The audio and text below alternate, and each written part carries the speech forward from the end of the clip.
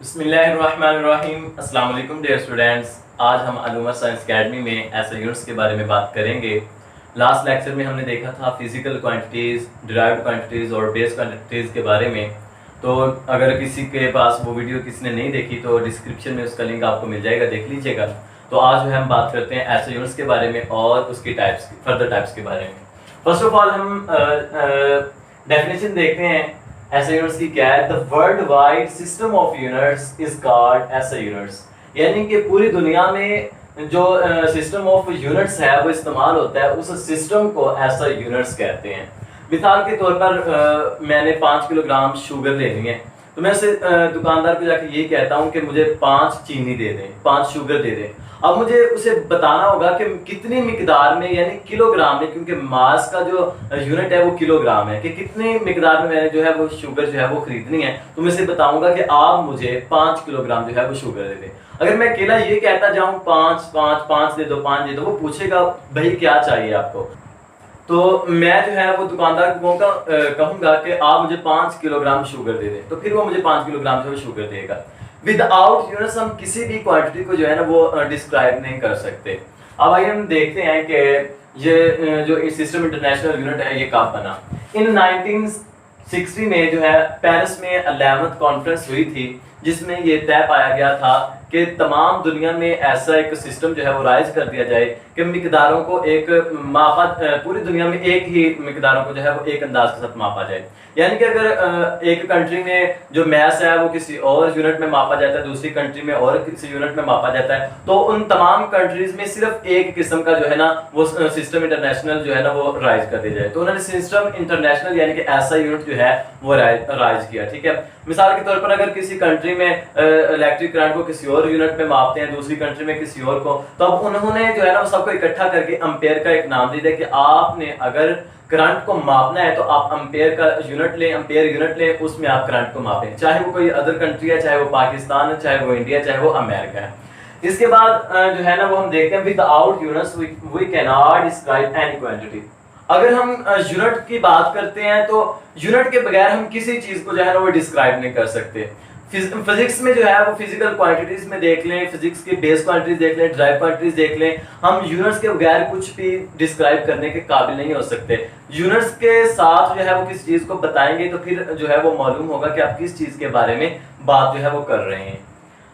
और इसके बाद जो है वो 2018 और 19 में 18 में एक कॉन्फ्रेंस 26th कॉन्फ्रेंस हुई, जिसमें ये कहा गया कि कुछ डेफिनेशन जो है उन्हें चेंज कर दिया जाए। और क्योंकि मजीद जो है वो टेक्नोलॉजी आगे आ रही है, फॉर एग्जांपल क्वांटम टेक्नोलॉजी, इसकी क्वांटम टेक्नोलॉजी के लिए जो है ना वो कुछ डेफिनेशन जो है उन्हें कांस्टेंट टर्म्स में जो है वो तब्दील किया गया। वो कौन कौन सी डेफिनेशंस हैं जिन्हें तब्दील किया गया? वो किलोग्राम की है, वो एम्पेयर की है, वो केल्विन की है और वो मोल वगैरह की। ये आपके इजाफी इंफॉर्मेशन के लिए था, वरना इस बुक में तो इसका जिक्र नहीं है। इसके बाद हम देखते हैं, और ये आपके more information for you from French le system international de units. ठीक है, ये जो सिस्टम इंटरनेशनल यूनिट्स जो है ये किससे बना है? ये फ्रेंच से बना है, फ्रेंच लैंग्वेज से सिस्टम इंटरनेशनल डी यूनिट्स, ली सिस्टम से। ठीक है, ये फ्रेंच लैंग्वेज है, इससे बनी है सिस्टम इंटरनेशनल यूनिट्स। उसके बाद हम बात करते हैं इसकी टाइप्स के बारे में। ये जो टाइप्स हैं ये बहुत ही अहम है, एक अहमियत का, ये जो टाइप्स हैं ये बहुत ही अहमियत के हामिल हैं। ठीक है, इन्हें जरूर याद कर लीजिएगा। मैं आपको बताता हूँ, आप सबसे इसकी 2 टाइप्स हैं। मजीद अगर आप अगली क्लासेस में जाएंगे, फॉर एग्जांपल एफएससी में, तो वहां पे देखेंगे इसकी 3 टाइप्स होंगे, लेकिन यहाँ पे हम सिर्फ 2 का जिक्र करते हैं। Number 1 base units, number 2 derived units. ठीक है, फर्स्ट ऑफ ऑल हम बात करते हैं बेस यूनिट्स के बारे में। हम इसकी डेफिनेशन देखते हैं। Those units which describe base quantities are called base units, यानी कि वो यूनिट्स जो बेस क्वांटिटीज को जो है वो डिफाइन करते हैं, उन्हें डिस्क्राइब करते हैं, उसे हम कहते हैं बेस यूनिट्स। ये जो है ये ओवनली एक्सप्रेस होते हैं, ये वैसे नेचर में पाए जाते हैं, ये खुद ब खुद होते हैं, यानी इन्हें किसी से बनाया नहीं गया। ठीक है, ये खुद ब खुद एग्जिस्ट करते हैं। ठीक है, अब हम इसका एक टेबल देख लेते हैं, उसमें मैं आपको बताता हूँ कि वो कौन कौन से 7 क्वांटिटीज हैं, तो 7 ही उनके यूनिट्स होंगे बेस के। ठीक है, नंबर 1 लेंथ। लेंथ का यूनिट है मीटर, और हम इसे सिंबल में ज़ाहिर करते हैं स्मॉल m के साथ। ठीक है, उसके बाद हम बात करते हैं मास। मास जो है वो किलोग्राम, और किलोग्राम को जो सिंबल है वो है kg। ठीक है, उसके बाद टाइम, और टाइम का जो यूनिट है वो सेकंड, और इसे स्मॉल एस के साथ रिप्रेजेंट करते हैं। उसके बाद है इलेक्ट्रिक करंट। करंट का जो यूनिट नेम है वो एम्पेयर है, और इसे सिंबल जो है वो ए के साथ, कैपिटल ए के साथ जो है रिप्रेजेंट करते हैं। उसके बाद आ गया टेम्परेचर। टेम्परेचर का जो यूनिट नेम है वो केल्विन, लेकिन सिंबल के लिए जो हम इस्तेमाल करेंगे वो होगा कैपिटल के। उसके बाद ल्यूमिनस इंटेंसिटी है, इसका यूनिट जो है वो कैंडेला, और इसको हम स्मॉल सी और स्मॉल डी के साथ जो रिप्रेजेंट करेंगे। उसके बाद है अमाउंट ऑफ सबस्टेंस। ठीक है, अमाउंट ऑफ सबस्टेंस जो है इसे मोल कहते हैं, और मोल को एम स्मॉल और स्मॉल एल के साथ जो है वो हम रिप्रेजेंट करेंगे। अब ये जो हमने बात की, ये बेस यूनिट्स के बारे में है, जो कि बेस क्वांटिटीज को रिप्रेजेंट करने के लिए हम जो है वो इस्तेमाल करते हैं। अब हम बात करते हैं डिराइव्ड यूनिट्स के बारे में। अब डिराइव्ड यूनिट्स कौन कौन से हैं? Those units which describe the derived quantities is called derived units. Derived units ऐसे यूनिट्स जो कि डिराइव्ड क्वांटिटीज को बयान करते हैं, उन्हें डिराइव्ड यूनिट्स कहा जाता है। ये बेस यूनिट से हम बनाते हैं। वो किस तरह बनाते हैं वो हम देखते हैं कि किस तरह बनाते हैं। फॉर एग्जांपल हम वेलोसिटी जो है, इसका जो वेलोसिटी है डिराइव्ड क्वांटिटी है। अब हमने इसे जो है वो अखज़ किया है डिस्प्लेसमेंट ओवर टाइम से। डिस्प्लेसमेंट भी बेस क्वांटिटी है, टाइम भी जो है ये बेस क्वांटिटी है।